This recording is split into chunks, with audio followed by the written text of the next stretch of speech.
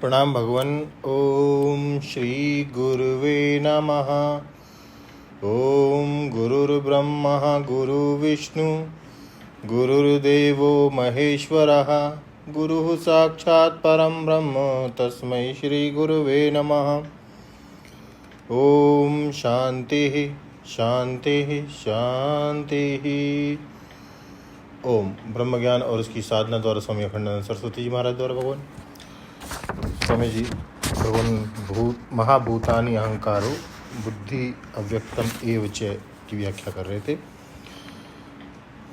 स्वामी जी कहते हैं कि यह व्यष्टि बीज और समष्टि बीज दो प्रकार का होता है। जैसे व्यष्टियों की जाति हो गई ना, वैसे देश समष्टि और द्रव्य समष्टि होगी। और एक काल समष्टि भी होती है, सृष्टि से लेकर प्रलय तक, जिसमें क्षण, दिन, पक्ष, मास, संवत्सर, युग, मनवंतर, कल्प हैं। ये सब काल समष्टि हैं। तो काल समष्टि भी क्षेत्र हैं और पूर्व पश्चिम उत्तर दक्षिण यह जो देश समष्टि है वह भी क्षेत्र है। फिर देखो, इस मकान में ही पूर्व पश्चिम उत्तर दक्षिण है, फिर धरती पर पूर्व पश्चिम उत्तर दक्षिण है, फिर सौरमंडल में पूर्व पश्चिम उत्तर दक्षिण है। तो देश में भी व्यष्टिपना और समष्टिपना होता है, और काल में भी व्यष्टिपना और समष्टिपना होता है। लेकिन ये दोनों व्यष्टि समष्टिपना केवल द्रव्य की उपाधि से ही मालूम पड़ते हैं। यदि वस्तु होवे तो व्यष्टि वस्तु में व्यष्टि देश और व्यष्टि काल, और समष्टि वस्तु में समष्टि देश और समष्टि काल। बिना वस्तु की उपाधि के देश और काल का ज्ञान नहीं होता है।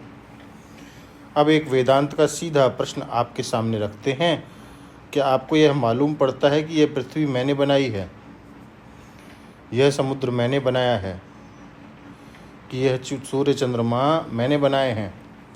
यह मुझे मेरी आँख से, नाक से, कान से, मेरी इंद्रियों से, मेरे अंतःकरण से इनके जो गुण भासते हैं, उनसे इनके आश्रयभूत द्रव्य का जो अनुमान करते हैं, यह बात दूसरी है।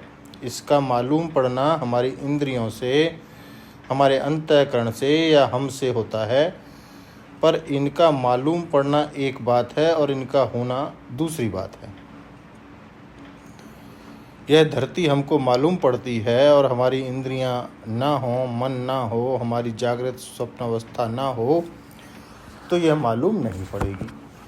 जागृत में भी मालूम पड़ेगी, स्वप्न में भी मालूम पड़ेगी। परंतु क्या आपको यह लगता है कि सचमुच हमने अपने मन से ही यह धरती बनाई है? यह धरती जल, अग्नि, वायु, आकाश, देश समष्टि, काल समष्टि, द्रव्य समष्टि और अव्याकृत, जिसमें देश काल वस्तु का भेद नहीं है, जिसमें विशेष आकृति किसी की नहीं है, वह अव्याकृत अज्ञान, इन सबको मैंने बनाया है। क्या ऐसा आपको लगता है? अगर नहीं लगता तो आप विचार से भागने की कोशिश मत कीजिए।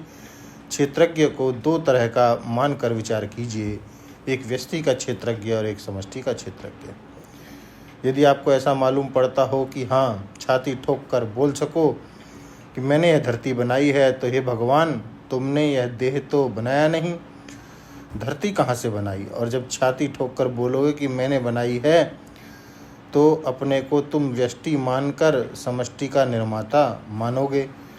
परंतु कोई भी देहधारी मनुष्य समष्टि का निर्माता नहीं हो सकता।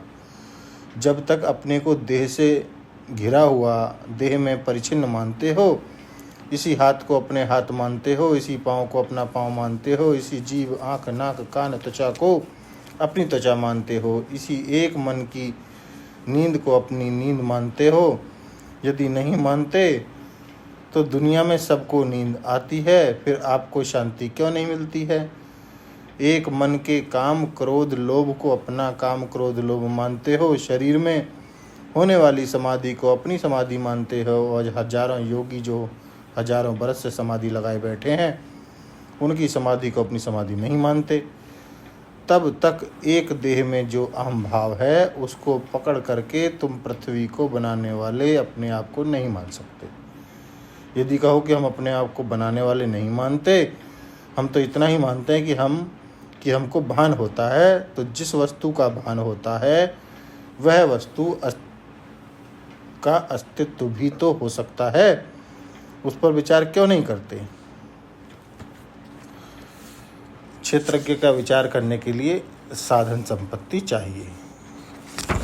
इसलिए अमानित्वम, अदम्भित्वम, अहिंसा, शांति, आर्जवम इत्यादि यह साधन संपत्ति बताई है। तो इस पर आगे विचार करते हैं भगवान अगले सत्संग में। ओम शांति शांति शांति। प्रणाम भगवान।